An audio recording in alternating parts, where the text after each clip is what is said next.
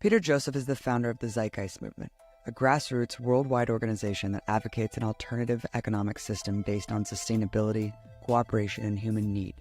His most recent book, The New Human Rights Movement, delivers a startling expose about the violent oppression that defines our economic order, while issuing an urgent call for global activism to unite to replace it. I sat down with Joseph to talk about the contradictions and crises of capitalism, and what he advocates to save the future of the planet from catastrophe. Peter, you have a very interesting background, having worked both in advertising and equity trading. Let's talk about advertising first. What function does this industry serve in today's society? The best way to explain that is to look at the fact that our economy is based on consumption, and advertising is the arm of creating artificial demand. And without that arm, and it's so polluted, as you know, I can't even imagine what the world would be like without advertising, but without that arm, you wouldn't have people aspiring to things that are highly irrational, abused by our social inclusion. When advertising presents something to the community that seems to be something that some people want, it spreads like a virus and then everybody wants it, because it's an issue of social inclusion, which is a part of our biology, because that's how we identify. We identify and define ourselves by how others see us and how we are included in the group. So it manipulates our most primal sense of humanity in order to sell things. And again, back to my original point, if you didn't have that arm in our consumption-based society since the Industrial Revolution, the economy would collapse.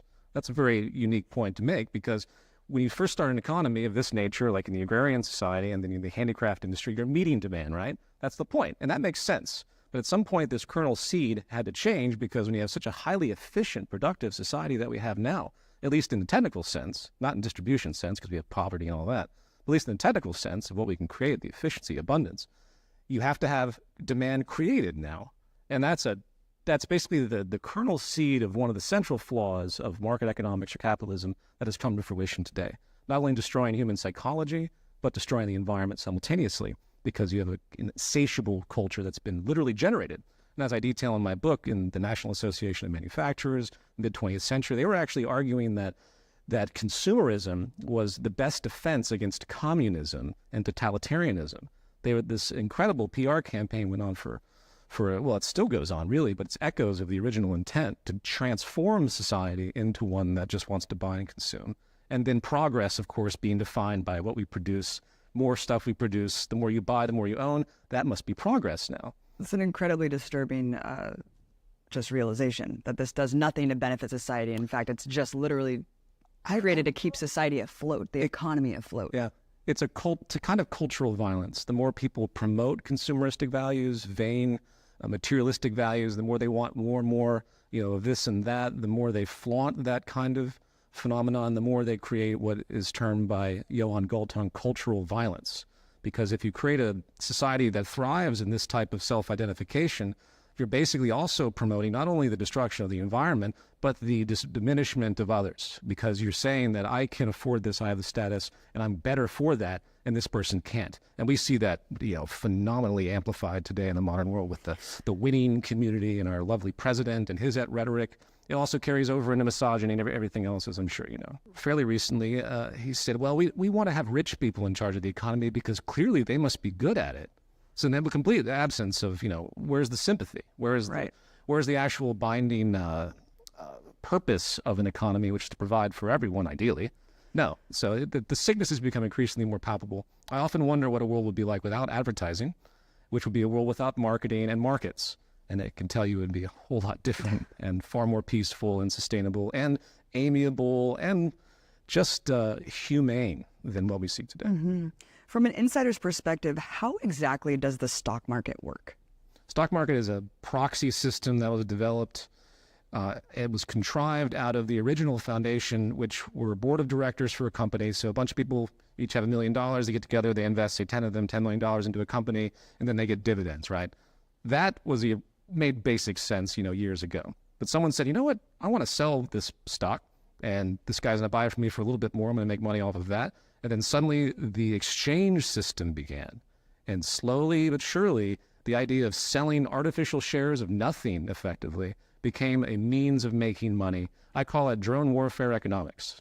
It's just like people that drive drones, they don't see any kind of humanity as they drop bombs across the world. The people that trade the stock market have no idea what they're doing when they're shorting, say, the currency of some small country, effectively contributing to that country's decline. But back to your question, it started off as an innocuous kind of investment strategy, and then it moved into this thing where you have people artificially trading things for no other purpose. 83% of all stocks are owned by 1% of the population. It is one giant money-making machine for the elite.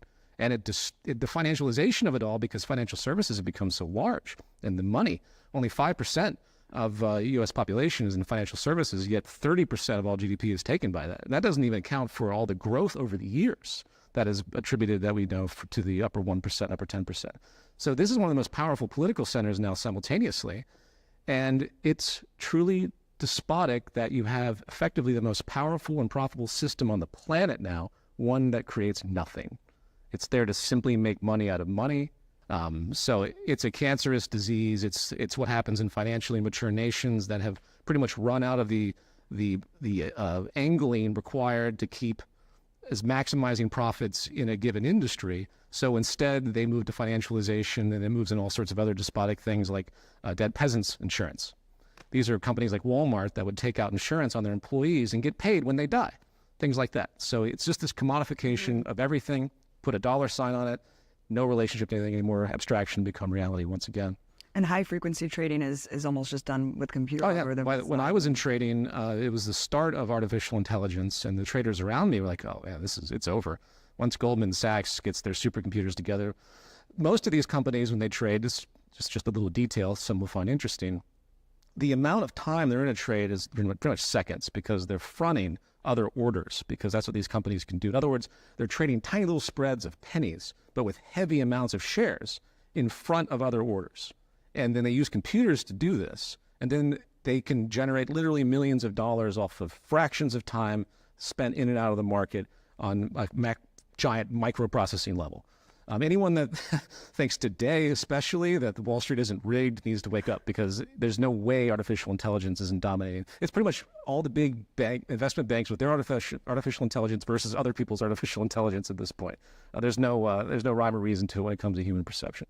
So in effect, you have this giant money-making machine that the public has been roped into, such as their retirement and all the things, the IRAs that for some reason are now connected to the market.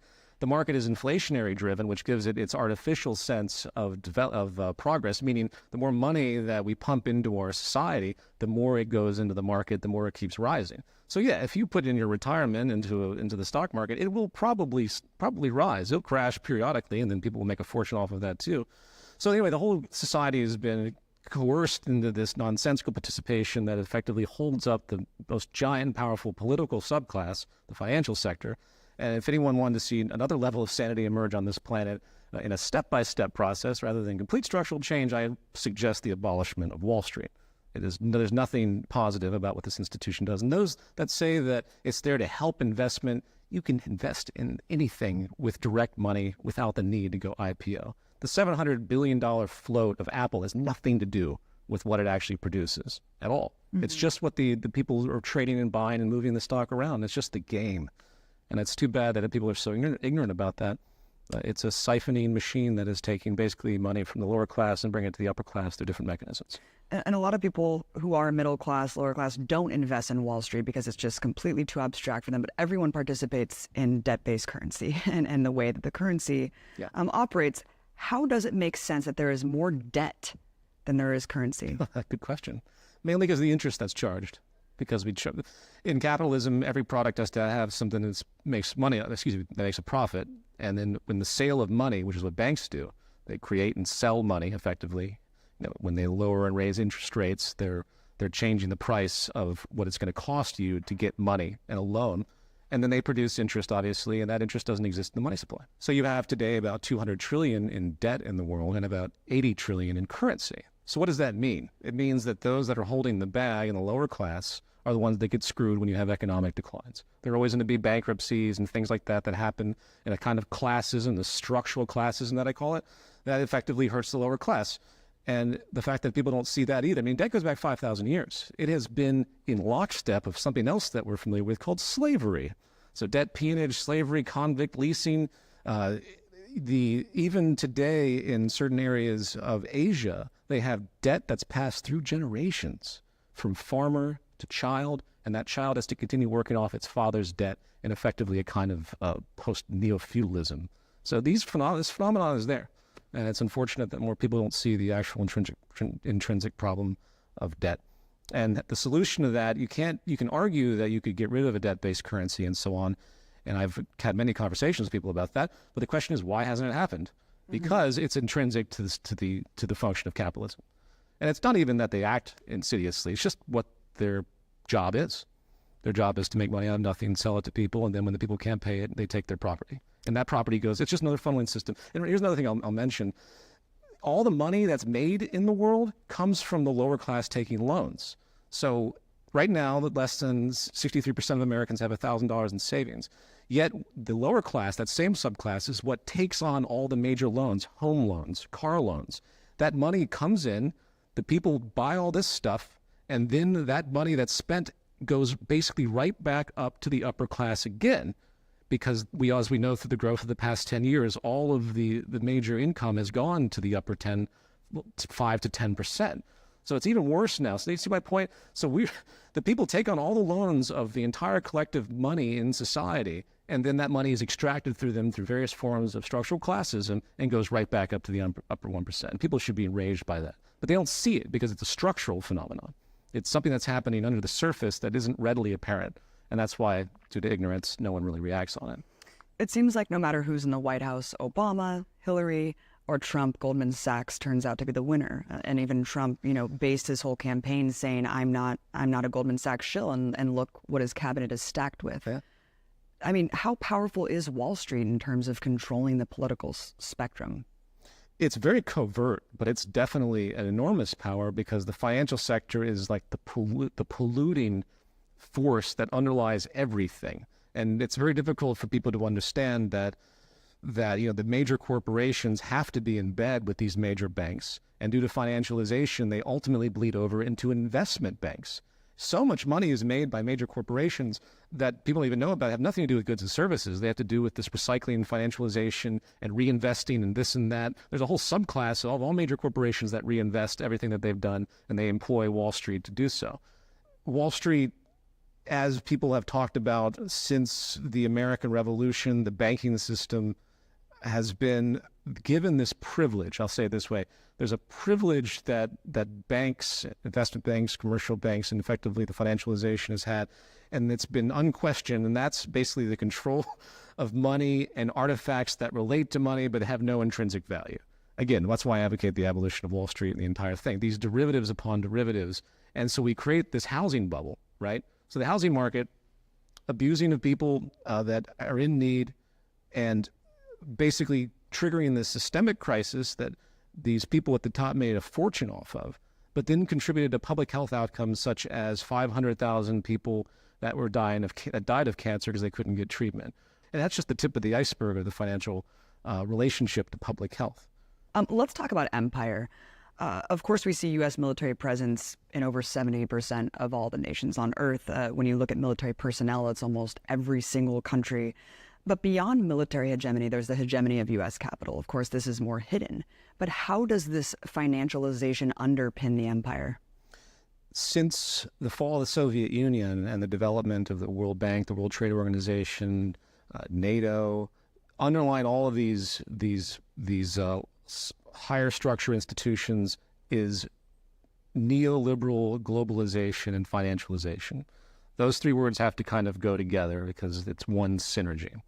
And since the attempt at a different type of social order has been officially squashed, the World Bank and the IMF have gone out of its way to make sure neoliberal policy is employed everywhere in any country that doesn't have that interest, such as Iran, such as Iraq, such as Syria, such as a long list of countries, such as Libya, that have tried to do something different or have been on the outs for whatever reason, but usually have economic roots that go back in history to some degree. Any country that tries to step out of the way gets hit with the idea that they are violating human rights, because in this world, at least in the perception of democracy that we have, neoliberalism is supposed to be right next to it. The idea of free markets. Of course, it's not really free at all. That's the thing about it. It's not really neoliberalism, because that would mean everything would be open. That's the true idea of neoliberalism. That when the people that came up with this word decades ago, they said, well, we need some kind of philosophy to counter communism. We want to promote open free markets across all borders. And of course, no one actually did that.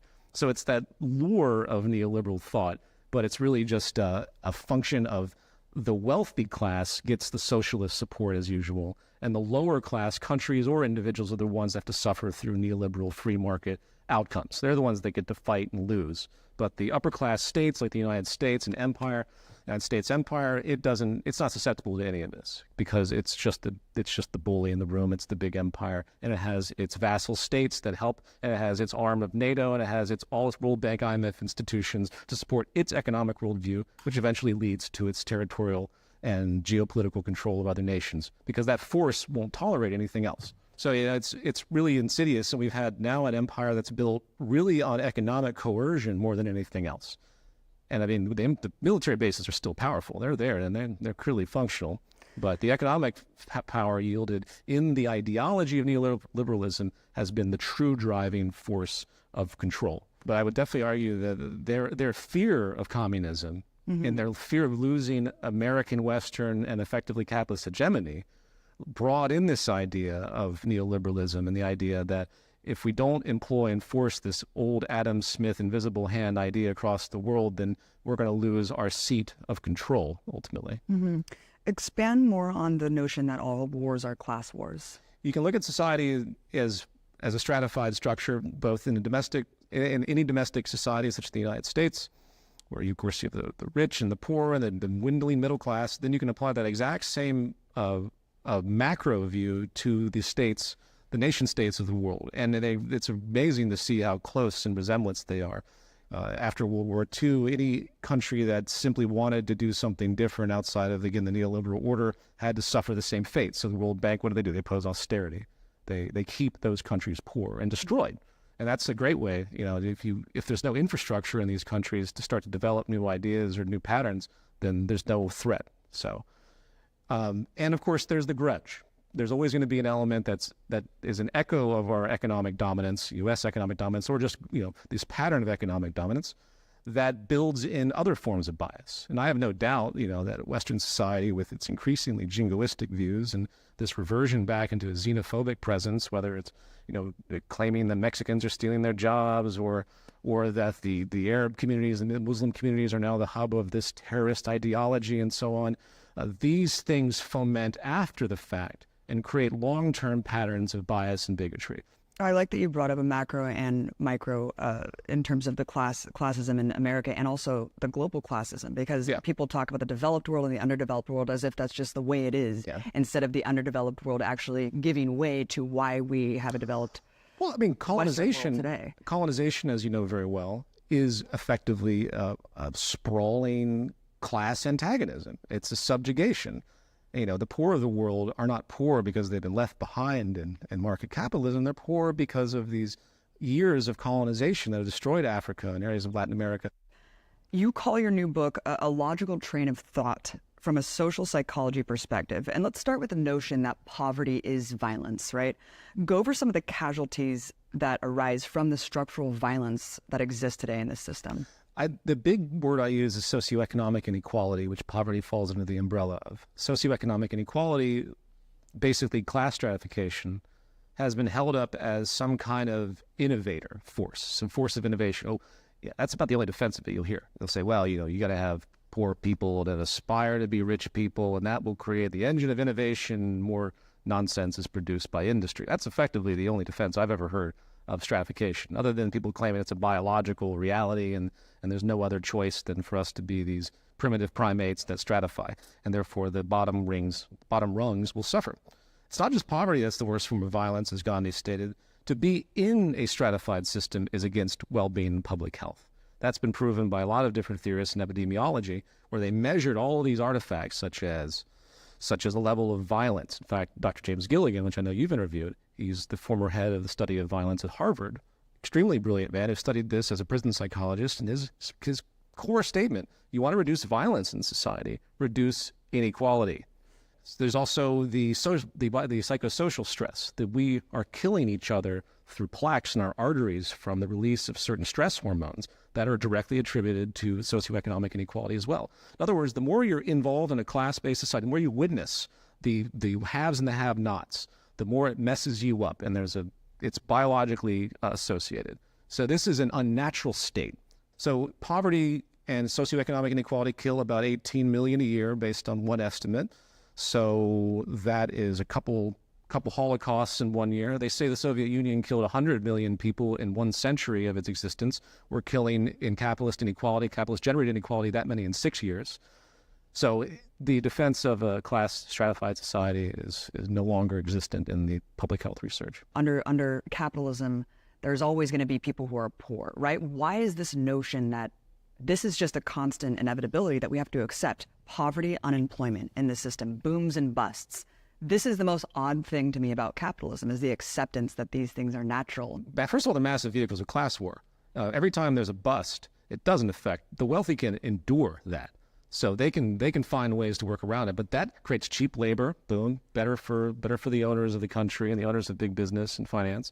They take foreclosures. The financial services sector effectively booms during this because they're the ones that get to grab up everything the lower class can't pay for anymore. And then when the boom starts happening again, the QE or all the things that the central banks do invariably go into the powerful corporate and financial sectors, because we still have that philosophy of trickle down. We still have the idea that you have to pump money into big business and effectively the stock market in order to generate more activity that will float down to the lower class. So it's really transparent, and no, it doesn't have to exist. Let's talk about the inefficiencies of the capitalist model versus the possibilities that exist today with modern technology. Paint a picture juxtaposing this crazy comparison from food to energy. Well, the greatest inefficiency would be the fact that we have poverty at all. So we talk about this advancement of society and this great productivity. The most powerful force, the most positive force we do have of the whole of human civilization is, since the Industrial Revolution, we're able to do more and more and more with less and less and less. And that is the driving force that can create equitable distribution and peace on this planet. So the fact that you have 5 people now with more wealth than the bottom half of the world, and you have close to 1 billion people not getting their nutrition met, and you have what Peter Edwards of Newcastle University put out what he called the ethical poverty line, which is based on lifespan, not the metrics put out by the UN. And when you use this ethical poverty line, you find that 60% of the world is actually in poverty. That is lunacy from an efficiency standpoint. No one can sit there and claim that this is an efficient system when that's the outcome on the social level. Now, we can talk about the efficiency of a factory and all the great fruits of technology that people will claim are associated with capitalism, which is nonsense too. It's our ability to design and our ingenuity through science and technology that's created this, not some weird mechanism that's attributed to capitalism. And what about food and waste? The waste is absolutely insane. You have 40% of all food being wasted because of inefficiencies in the distribution pipeline, which is staggering. You know, we have globalization moving food all around. The average American food plate moves about 1,400 miles. There's no reason for any of that, especially now.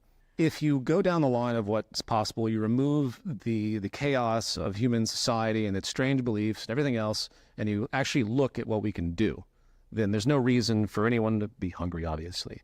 There could be an incredible state of efficiency and abundance across food and energy and production. So when we talk about abundance, it's so confused with people because I get attacked all day long. Like, well, the world is finite. We can't make an abundance. Obviously it's a relative notion. I mean, the sun will eventually burn out. It's abundant to us in the long term of time. So it's not about, suddenly there's a magical amount of everything. It's about using the efficiency and, of course, focusing the economy on the interest to have an abundance, because in our current society, it's the antithesis of what's rewarded. We reward scarcity. We want things to be generally scarce. The corporate construct does. Business doesn't want there to be an abundance of anything. So the pollution of the water supply, that's great for the water bottling companies. So we're rewarding the exact opposite. So you can't have sustainability, preservation, efficiency in a society that rewards the opposite. And there lies the great contradiction of the capitalist system. And in terms of energy, I mean, what is possible right now? I remember reading that just such a small area in like Africa could power the entire continent plus part of Europe. I mean, I do an analysis in the book that just looks at all the basic renewables, and each one of them has the capacity to create a global abundance and meet the current needs. And you put them all together in a synergy, and then make basic what's called mixed use systems. It's a little bit technical, but we don't have any kind of systemic incorporation in our cities, not like they should be. Every single house today should have solar panels that not only power the home as much as possible, but they run the energy back out into a central grid. Suddenly, everything becomes an attribute of energy development. It's shared. And you do that if someone created a society that there's a few smaller cities in Europe that are doing that with outrageous efficiency potential. So when you put all that together, it's absurd. It's absurd. Everyone in small pockets and these entrepreneurs are doing their best, even like Elon Musk and the battery technology, and they're trying to do something, but there's no concentrated focus. There needs to be basically a Manhattan Project to figure out what the best solution is globally, to unify the synergies of all of our renewables and to make them all work. And if we did that, if we actually got the minds of, say, all the universities together right now, and you had a university project across the entire world and said, we're going to focus on this problem right now. What is the combination of renewables? How do we distribute it across the world? And how do we make it create an abundance at zero cost effectively? And I guarantee if you did that, it would happen probably in 6 months. The intent of the business class isn't that they willfully want to repress sustainable, abundant resources and products. It's that they know deep down, just like everyone knows about a lot of things in their subconscious, that if they did that, they make themselves obsolete. And no business on this planet is going to try and make itself obsolete, no matter how green it claims to be. But that's what it leads to. If anyone really wants to improve the ecological state, specifically the type of transformations required, would effectively would cut energy industry back by half at a minimum. There would not be that many people employed, money would not be made anymore, because we have that ability in technology now to create things that last, that will work, that will be modular, updatable, without that need of the servicing and constant over turnover that we see in the current energy industry sector. Really quickly, let's go back to just what's possible. Can you explain the notion of vertical farming? Because I don't think a lot of people realize what that is and the potentiality. So I did an extrapolation in the book regarding vertical farming based on a study out of Columbia University. And what I've calculated crudely, and I did this deliberately to show the extremity of it, if you apply vertical farms to the existing agricultural land, just in theory, I think it was a 15-story, you would produce enough food for 34 trillion people. Now, people say, well, we can't, obviously you have different regional things and irrigation and so on, but it makes moot when you look at that type of number of potential. And the reduction of energy, basically vertical farms allow for extreme reduction in the need for fertilizer, the need for light and energy, and the need for water. And the examples of this that exist in different places. Granted, you're obviously not producing meat. I mean, and in truth, human society has to get away from animal agriculture anyway if it expects to be sustainable.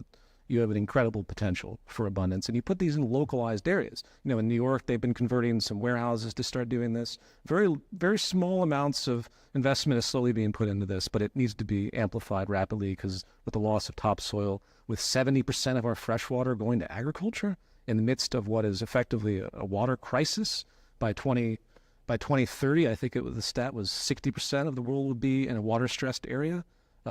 There's nothing positive in those trends at all. So that's one great potential way to not only feed local populations well, but also to remove the incredible ecological footprint that agriculture is doing today.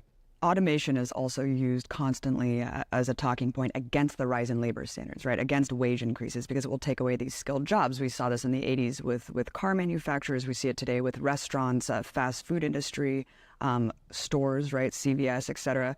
You encourage automation because you say that it will liberate people. How? Well, there's a few levels to it. First, what has been the greatest source of oppression on this planet since recorded history? Labor. Yeah. So not only is it irresponsible for us not to apply automation because it's more efficient, it's safer, we can create more of an abundance with with less resources. It's also a dramatic shift in the way human relations has been. So if we can finally remove that ownership labor, that old classist duality with the use of automation, that would be profound just on that level. I mean, people say silly things too, like, well, if you increase in abundance, we'll just have overpopulation. People will keep reproducing. It's actually the opposite now. That was the case at the end of the Malthusian trap. We had a huge burst of population when we found, hydrocarbons, and then the technology boomed. But when you look at stats now in countries that have overpopulation, they're poor countries. And when you have countries that actually have decent affluency, they're not reproducing rapidly anymore. So if you want to stop what people perceive as apparent overpopulation, which is a dubious word because it's not quantifiably viable, there's only overpopulation in our society because our society is so inefficient. It's not overpopulation because suddenly we're outdoing the resources of the planet. But if you create an equitable playing field and you meet people's needs, the population issue will not be an issue. It would completely create it. I can't even emphasize enough what it would do to the psychology of people to be free of that drudgery and that sense of exploitation of each other. How does intellectual property prove to be one of the biggest flaws of this system? The main reason is that intellectual property restricts the open flow naturally, and it restricts people's contribution to given ideas. So intellectual property, the whole of industry is pushed by sharing one way or another. So some cell phone company makes something, they invent some kind of proprietary something or another cell phone, they release it under, the auspices of secrecy. Then finally another cell phone company experiences that, it imitates it, and suddenly the little competitive war that people call innovation continues. Extremely wasteful and completely unnecessary. So why not just open source all intellectual property across the entire sector, if not across business in general? You would see exponential increase in efficiency. If I could sit back and design my own camera along with millions of others in an open source community, a collaborative commons, you would see the efficiency of that given technology far transcend what any given boardroom or any given small group of technicians could ever come up with. That's the wisdom of crowds. And that's happening. Like, that's what drives our industry in the long run, but it does it in such a slow way because we're not sharing it directly. So you want to see a dramatic innovation in this world, then drop capitalism, because it's inhibiting innovation more than it is anything else, especially now. Yeah, completely inhibiting the medical field as well. Just all these patents on medicine. It's disgusting. Well, I mean, think about the people that wanted to make generics. I did document this in the book as well. There were people suffering from tuberculosis and HIV-related diseases, and they were looking to make their own generics. And the Western pharmaceutical industry, including all the way up to the White House, said, nope, intellectual property restricts you from producing this. You have to buy it from us. And finally, they gave them like a little bit of a discount. Only hundreds of dollars, not thousands per pill, per cancer pill. No, and you bring up a good point. The medical industry is the best example of artificial scarcity.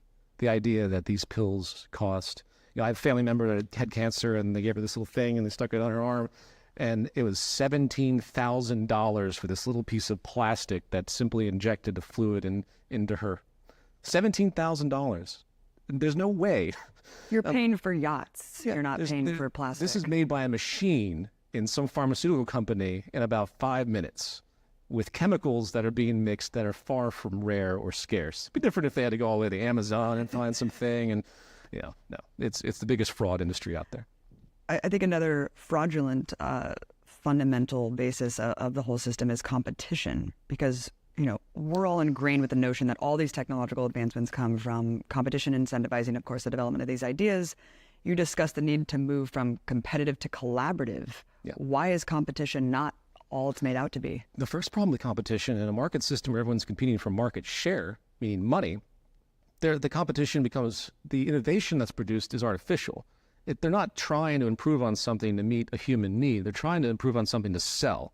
A healthy industrial system isn't trying to artificially create demand. Once again, it's there to meet demand. In fact, you don't want to artificially create demand because that means you're going to be reducing your sustainability. You want a minimalistic culture. You don't want what advertising is driving now. So that's an aside of what you're asking, but I think it's a very important point that people miss when they talk about innovation through competition especially. So competition has been proven in many academic journals to be hideously hindering and neuroses producing. There's little evidence to say that the competitive industry of capitalism actually innovates in a way that's somehow superior to a collaborative system, especially if people have the same intent.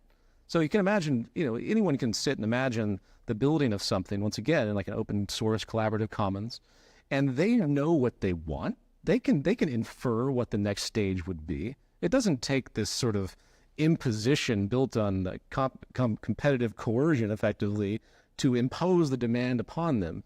So if we know what we want and we can infer the next stage of things, why do we need companies competing against each other? We can just, now we have the technology to work together. And again, it would be that much more innovative if we did that. Yeah, no, I mean, when you look at just even your childhood development, I mean, in school, people are incentivized to cheat to get ahead.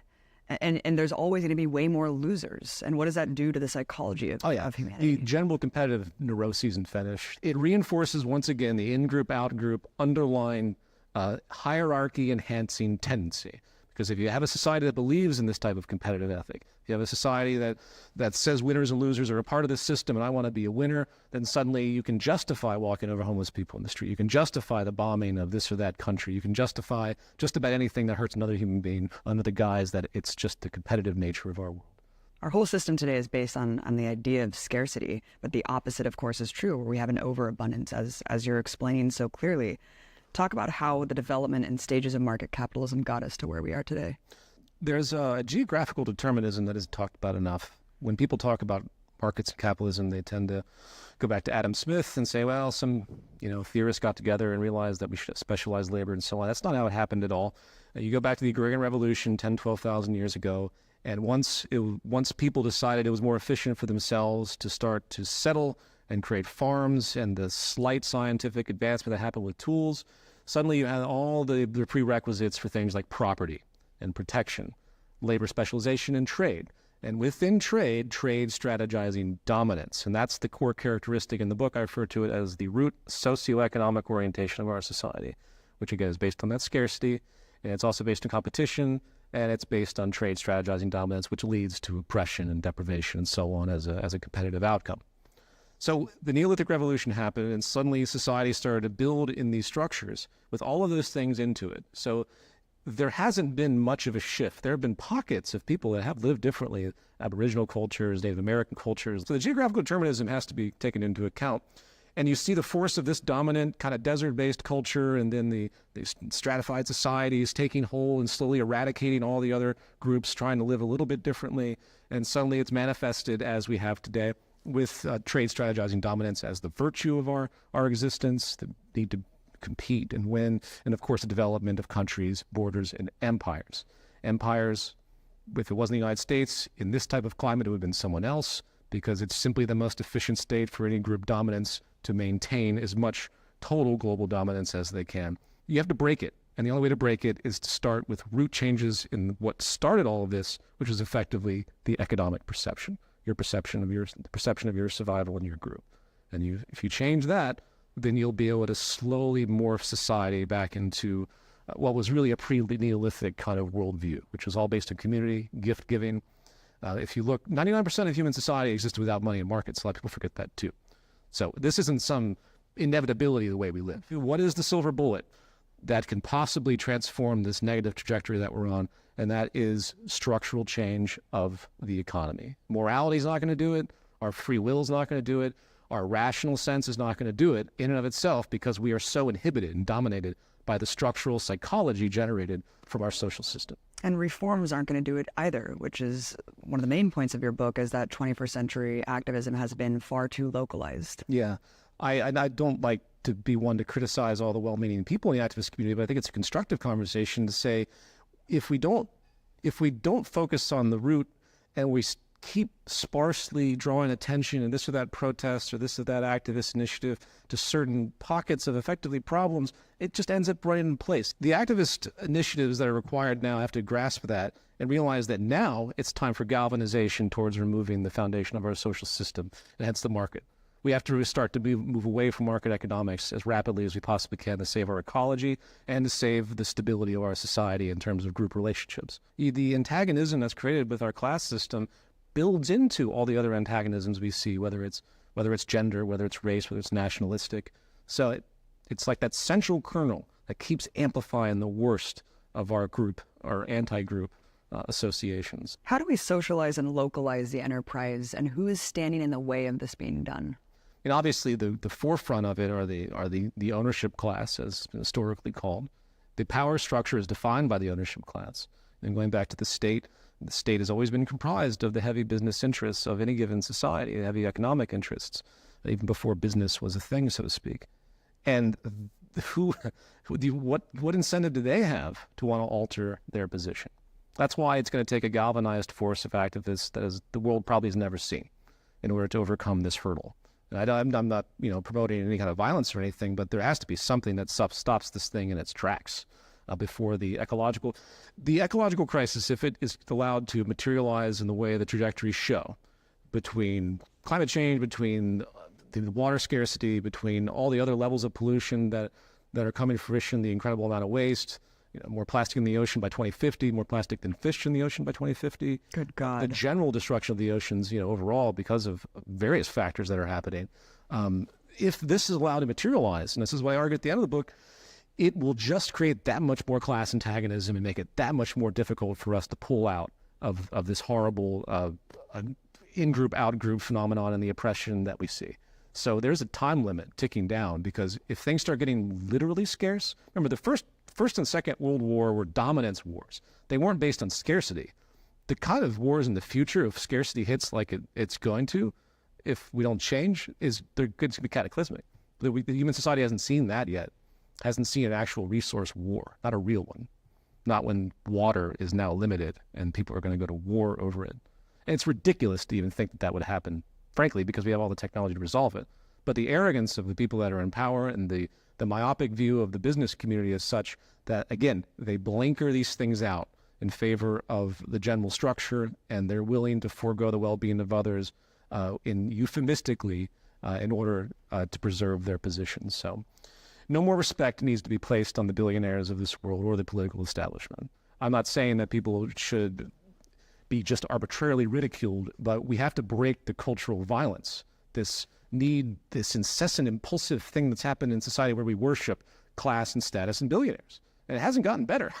It's gotten much worse, as, again, I think the Trump's election signifies. And we should loathe people. Anyone that's a billionaire that doesn't say, I'm sorry, I'm a billionaire, but I'm going to do my best, that's someone you would respect. Anyone that doesn't question the fact that doesn't raise the issue that it's wrong for it even to be possible that a billionaire can exist in this planet, it's just as it's wrong that someone should be sleeping on the street in their life. If that isn't pointed out, then the neuroses will continue. It certainly is not going to last. And your book is incredible. Again, everyone check it out, The New Human Rights Movement. The end vision for this book is a beautifully democratized symbiotic ecosystem almost, where people are collaboratively growing society. Yeah. Talk about how you lay that vision out. Well, in terms of transition, there are 5 steps. So I try to be as direct as I can, because it's very easy to just bring up a theory. So the 5 steps are the application of automation that we've talked about, the access of things as opposed to property, which doesn't necessarily mean that suddenly no property exists. It means that the society is incentivized to share what it has. Then there's open source, which builds into the access phenomenon. Open source is what will create the innovation. Then there's the localization phenomenon. That's where we finally realize we keep a global sense, but we realize we don't need to have all of this industry spread all over the world in order to satisfy community on the other side of the world. You know what I mean? So that's that one. And then the other one is this more difficult thing to bring up called digitized network feedback, which all that really means, you track all the transactions that are happening, economic transactions, and it can be within a monetary system or without. And you have all the feedback that you need to know what's happening in an industry. So you put all these together, and you end up with a system that incentivizes people working together, incentivizes people sharing, all those kindergarten things that we're taught, remember? All those things that we're supposed to have in our values that are completely robbed of us as we grow older, and we realize that all the things we were taught as children that are ideal values were apparently wrong, because no one ascribed to them anymore. And you have a non-competitive society, obviously, and you have a society that's actually sustainability focused, because we're understanding what we're doing. So it creates peaceful coexistence, more peaceful coexistence, and peaceful coexistence with nature, meaning we're not overexploiting. And the only caveat to that, and I want to bring this back up because this isn't a totally deterministic, mechanistic view, is that we have to have a mature culture that doesn't thrive on this over-consuming, materialistic, vain idealism. That is the great, that's the great argument I hear from people. But I envision a world where people are actually able to to get what they need. It becomes a social reality as opposed to a material and vindictive and status-based reality. It doesn't mean that hierarchy doesn't exist in the future or in an idealized society, because there are other things that we do. I'm not a visual artist. You're a visual artist. I'm a musician. There are natural hierarchies that happen, and we respect those hierarchies because we appreciate the talents of people, not because they have more money than you, therefore you're supposed to glamorize them and look up to them as though they're better than you. That is a complete contrivance. So there's always going to be a natural hierarchy, which is good, because that proves our group mind, it proves our collaborative sense that you can do things that I can't do, and so on and so forth. That's what motivates the collaborative sense and the power of our society as a civilization. And if we can bring that formula together, we could get everything back on track.